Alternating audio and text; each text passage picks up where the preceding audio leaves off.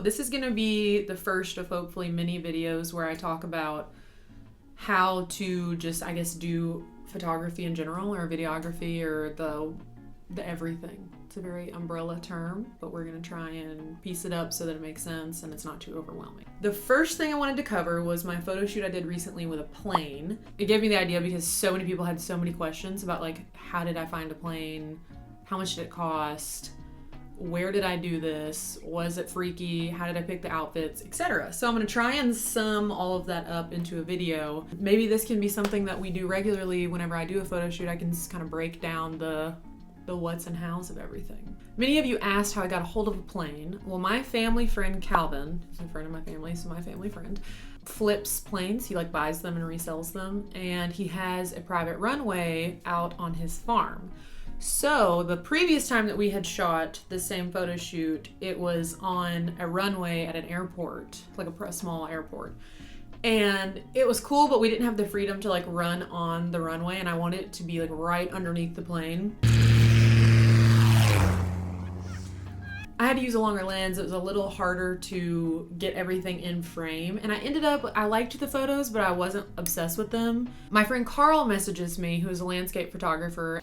That's perfect. He was like, hey, do you still have access to that plane? I would love to do a plane photo shoot. And I was like, perfect, round 2, perfect opportunity. So I messaged Calvin. Calvin was totally down. So he asked me if I wanted to shoot on a runway in an airport or his private runway, which is a grass strip. And I was like, grass strip all the way. I want to be under the plane. Plus we wanted to shoot with a motorcycle, and you can't drive a motorcycle on a runway just because, I guess, safety reasons. So after we chose the location, Carl messaged his friend that lived in Nashville, or he met a friend online, who owned a motorcycle and models. Knows how to model. He asked him to come down to the private runway, and then me, Joe, and Brooke met them there because I knew that I wanted like Brooke to be in the pictures, and I wanted her to have a dress on. I wanted to do something a little different than I had done the last time, something a little more flowy. The first time I took the photos, the model had like pants on and a jacket, and it was like more stiff, and I wanted something very like whimsical. So I brought a little thing I wanted in her hands. So there was just like a lot of movement. That was not English. A lot of movement. So boom, there's the idea, the location, how I know someone with a plane. So a whole other group of people asked how I even came up with the idea in general to shoot with a plane. I saw a photo, I think a year, maybe, I don't know when he posted it. It might have been a year ago or more, but Tyler Shields, who is a very, very talented, he almost has like a artsy photojournalist kind of style. It's like very storytelling and things like that. He captures like a strong message. He had posted this photo, and I saw that, and it just gave me like this whole idea of, I guess, my version of that, like what I would do if I had access to a plane. And then I got access to a plane, so I was like, I'm doing that idea, making it happen. I just love the idea of inspiring someone, and for them to care so much about something that I created that it inspires them to do something. So if you ever feel inspired by something that I did or created, please tag me because I would love to see it. I love that. The next question I got was about settings whenever something is moving that quickly behind the subject. And I'll put them here, the exact, the ISO, the f-stop, the shutter. My theory with this kind of shot is that I can always add motion blur, but I can't add clarity or sharpness, or like, I can't make the object still if it's blurred. So I typically shoot a very high shutter. That way I capture all the detail, and then if I want to make it look like there's more movement or something, I can go back and add that later. I feel like my photography in general is one big contradiction because I love for things to have like this romanticized movement and a little bit of blur, but also this like sharpness. So I always shoot with the lowest f-stop possible. Mine shoots a 1.4, and I stay at 1.4 almost always, and then shutter as high as it goes. I think the highest mine goes is 8,000. But whenever you shoot with a really low f-stop and you have that blur, it's like a little bit of blur. It's not blur as in like out of focus, it's blur like the depth. So it gives you that you were there moment and that little bit of like romantic movement to the photo, if that makes sense. A few of you asked how many times he flew over to get the shot. I'm not exactly sure, but it was quite a few. I want to say 10. That was dope! Woo! But we had a radio, a little walkie-talkie, a phone. We had a phone.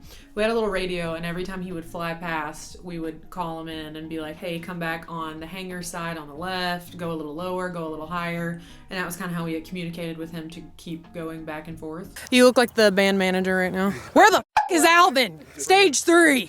Until we got the shot right. Another big question was, how did I know what pose I wanted, or how did I pose them whenever it's like, you know, there's so much movement. The most important elements whenever I'm posing someone are emotion, movement, framing, and lighting. And it's a constant balance of those 4 things that creates a photo that you look at for longer than a couple seconds. For emotion, I had Brooke looking up at the plane while she was running because I wanted it to be more like exciting and full of life rather than dramatic. Because I mean, if she looked straight at the camera and had like a serious face, it would have read more like James Bondy, you know what I mean?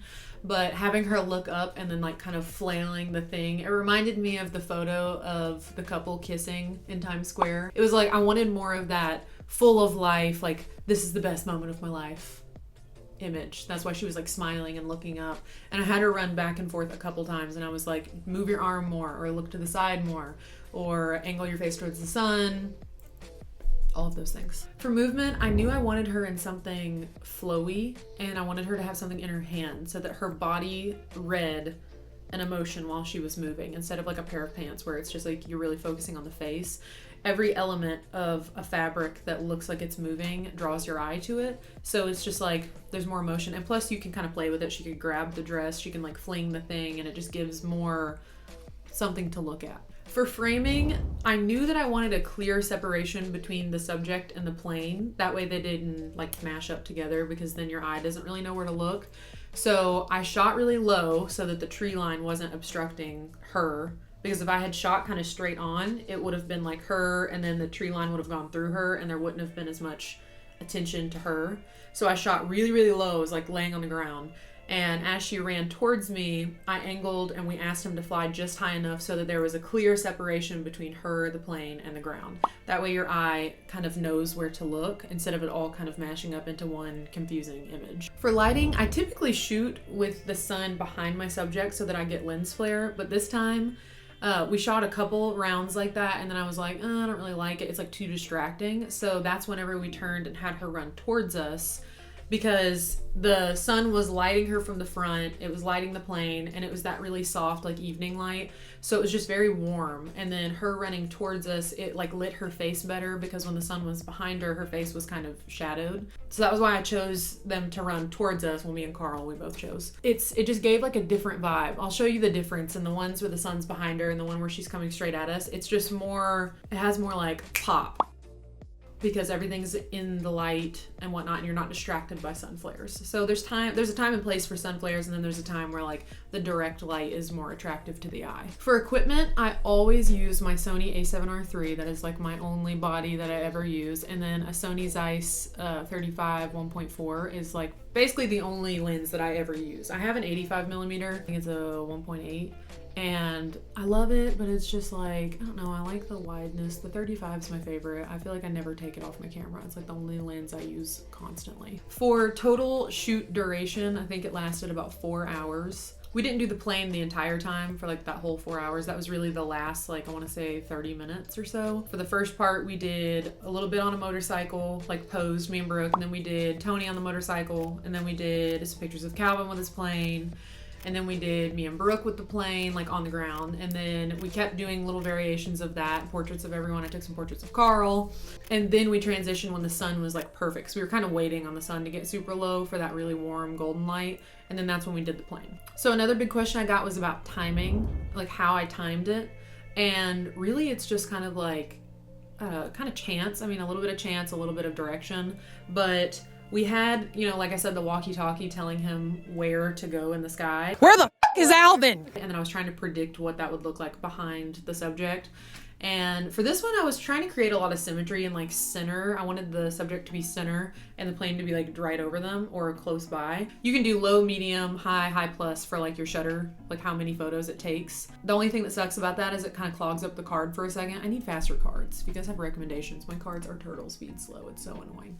I was sitting there, and as soon as I thought the plane was getting close, I was just holding it down, like literally just, and I was just keeping the subject in the center of the frame and then hoping I caught the right moment of the plane passing over. over. And sometimes it's not perfect. Sometimes your framing is not what you had imagined, but I feel like those are the shots I end up liking more. I always go in with this original idea, and then what happens is so far from the original idea, and I like it better. So just be, I don't know, be a little carefree with it, a little organic. Within the creative community, I think there's a little weirdness with creating or recreating people's artwork and or photography or images, etc. I have no problem with someone recreating my imagery or like something that inspires them from my artwork, because I think it's like the highest form of flattery, as long as it has their own spin on it. If it's like an exact replica, then maybe that's a little weird.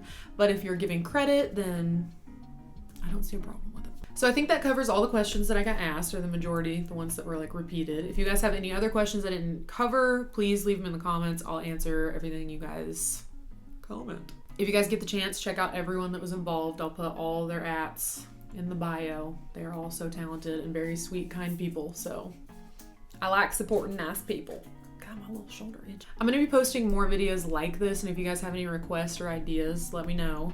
And then eventually, I'm working on it, I will be offering one-on-one coaching through Patreon or something of the sort. Haven't decided. That way, if you guys are interested in like taking it there, you'll have access to me for us to talk, and I'll answer all your questions, etc. So I hope you guys have a good day. Hope everyone's safe and healthy, and I love you. Bye.